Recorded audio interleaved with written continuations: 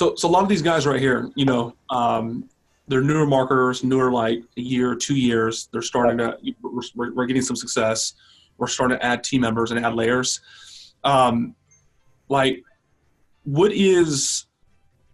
seen people that are just rock stars? They're killing it. They're like solopreneurs. They're making six figures, and then they're trying to leap and actually create a business. There's challenges. Like, what are those challenges, man?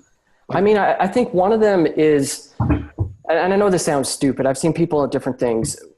Again, that challenge of going from 1 to 2 to 3. And Vern Harnish's book, Scaling Up, talks about this a lot. Communication gets harder and everything else.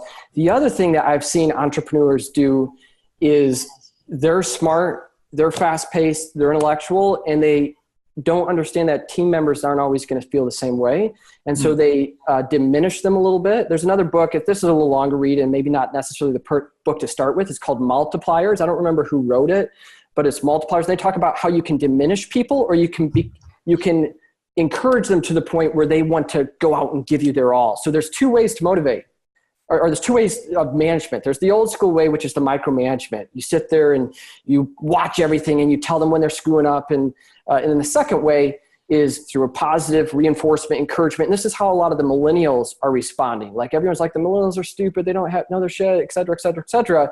But they're not leading them correctly. And I'm not saying I have it all figured out. I'm just reading the books because it's a challenge, right?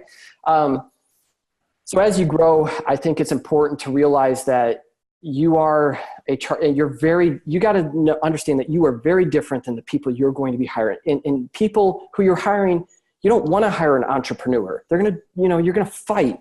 You're going to kill each other. Not like you don't want to hire an entrepreneur. That's probably the wrong thing to say. And I don't got all my shit figured out. We're still figuring shit out. I don't know anyone who's not, right? I'm just saying that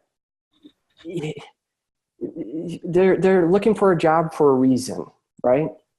And so they're different than you, and you got to be humble, be patient, and probably a good thing would be to create standard operating procedures and some instruction and stuff.